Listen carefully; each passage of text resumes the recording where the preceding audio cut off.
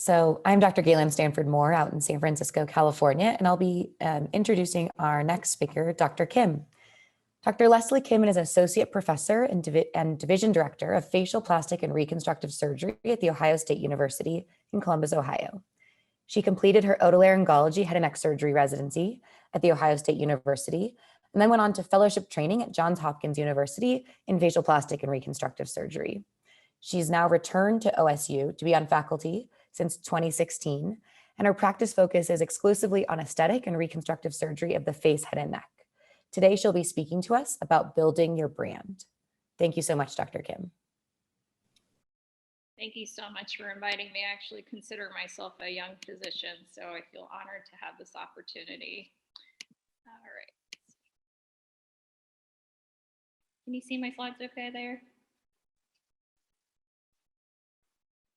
Okay, so today I'm going to be talking about building your brand or harnessing the power of social media.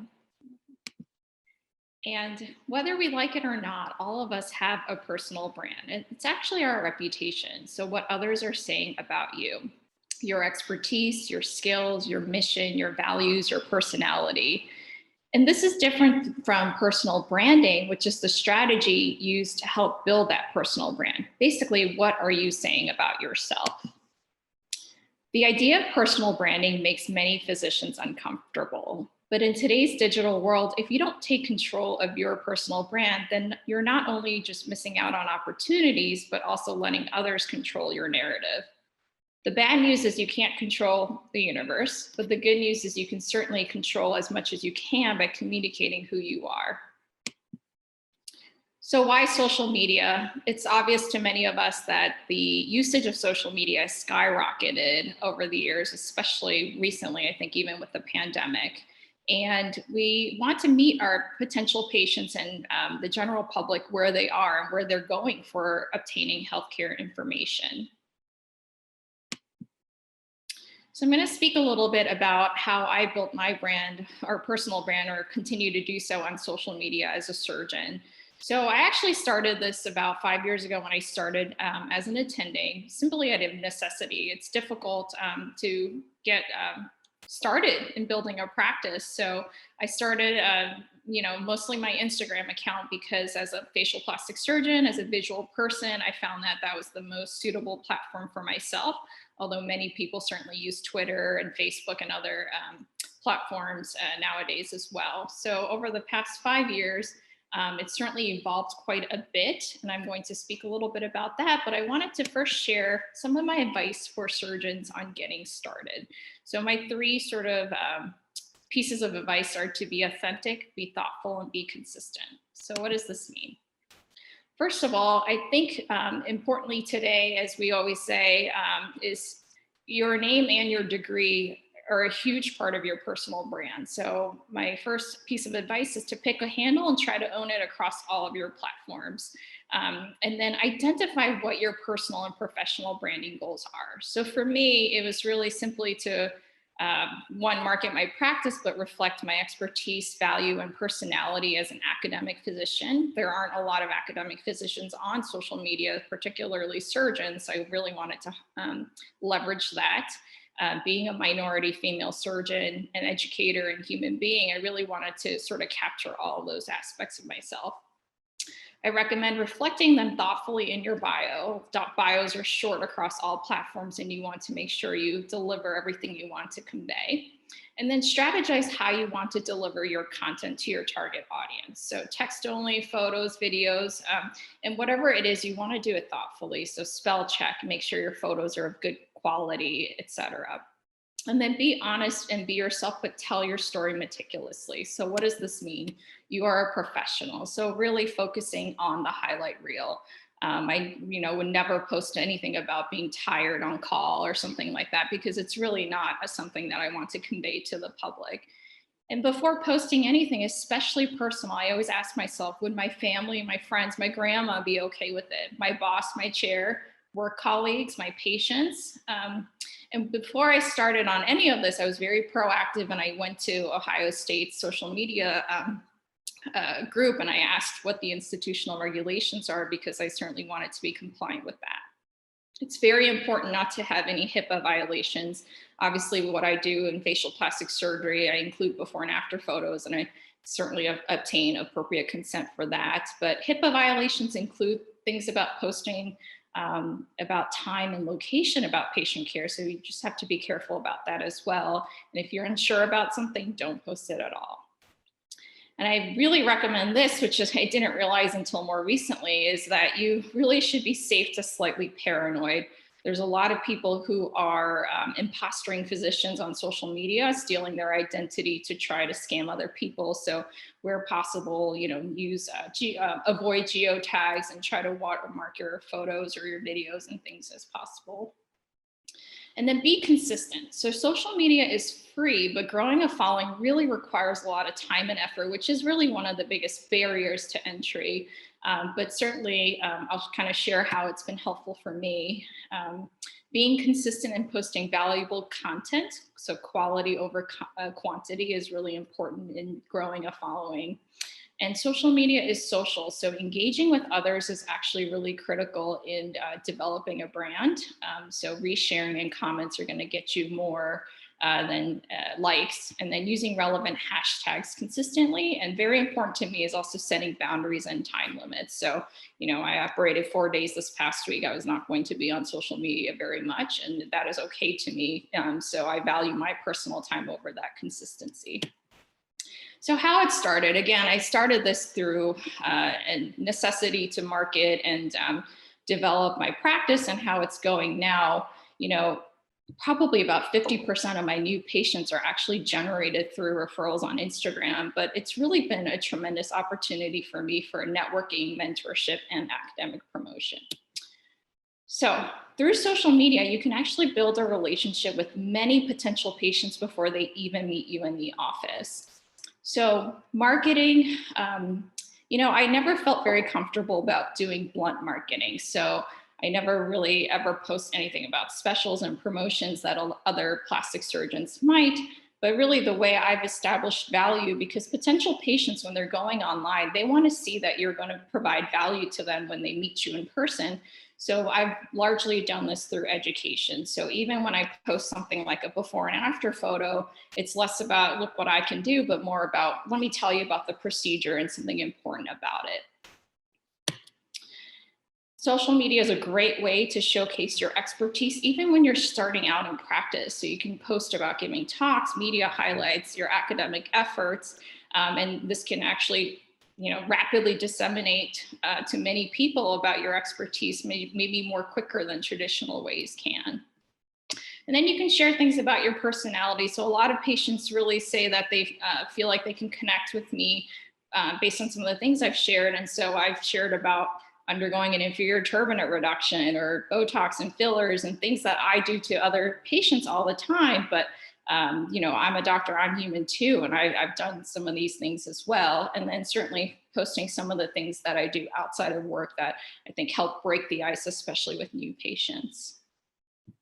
Networking is a great opportunity through social media because it's an often more approachable way to meet colleagues within your own professional society, but also network with other healthcare workers. So these are just some of these campaigns that I've been part of through social media.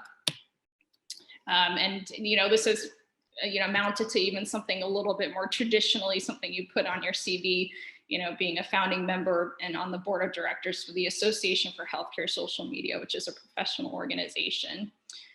Mentorship. So as an academic surgeon, of course, I mentor lots of residents and medical students, but you can also use social media to provide mentorship to a broader audience. And I find that this is particularly valuable for women who traditionally experience barriers to sponsorship and mentorship. So I've spoken on, many things such as, microaggressions, gender bias, and even fertility, which are sort of taboo topics in medicine. But I think it has provided a really great platform for me to speak. And then lastly, on academic promotion, reputation as an expert is vital to academic promotion and traditionally achieved through publications and presentations.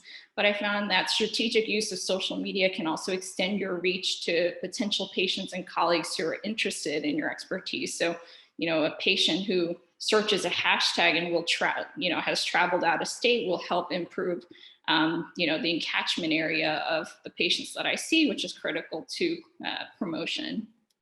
And then it really can flatten traditional academic hierarchy. And these are just 3 examples of how I feel that it's opened doors earlier than expected for me for academic endeavors, such as being on an editorial board for the journal and being committee vice chair for the Women in Facial Plastic Surgery Committee. So building your brand on social media, I've hopefully explained to you why and how, and I'm happy to take any questions. Great. Thank you so much, Dr. Kim. That was really an amazing, interesting talk. We do have a number of questions from our viewers. So the first question is, if you had to prioritize all the different channels of building your brand and social media, what would you prioritize most and what would you prioritize least? So on one of the slides, I showed the different types of platforms, and Facebook is by far the most common platform used. I think there's well over 2-3 billion people on it. As in, when I was proactive in the beginning and talked to Ohio State social media team, they actually said that I'm prohibited from having a Facebook account. So that was a very easy, decision. I used Facebook just as a mirror to my Instagram, but I think you can prioritize it based on what you want to accomplish. Like after Facebook, probably YouTube is the most common thing. I'm not a great person on video, so I squashed that and went right to Instagram because I do love pictures and I like, I'm a visual person in what I do. So I think it just depends on how you want to deliver your content and how you want to reach your audience. But nowadays video has been sort of the big thing that everybody likes. Thank you. A second question is, have you come across any legal implications involved around social media and building your brand? And if so, can you discuss this and how you deal with the legality involved? Really great question. Fortunately, I haven't had any legal issues as related to like patients or things like that, but I kind of alluded to it earlier. I've had this like recent issue where there's many people that take my images and will try to scam other people. So I'm a quote unquote military doctor who is trying to build a hospital. And so therefore I need donations. So I've had many people come and send me fake driver's licenses, passport photos, things that people are using to scam others. So it's a really weird thing because it's not quite identity theft, right? It's just my photo, but none of my other information. And I've involved OSU's legal for certain situations where people actually paid money to these imposters. But it's something that I personally haven't had to deal with. I sort of leave it to them to take care of it.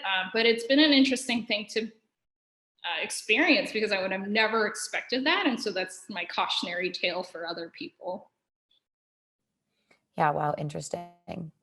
Can you talk about some missteps or lessons you've learned along the way? Social media can also hurt your brand to some extent. And how are you careful to do that, and any personal experiences that you would share? Really great question. I think as you probably see a little bit, my account is a little bit professional and personal, meaning that I intentionally do that. Whereas I think if you're unclear, it's better to stay just professional.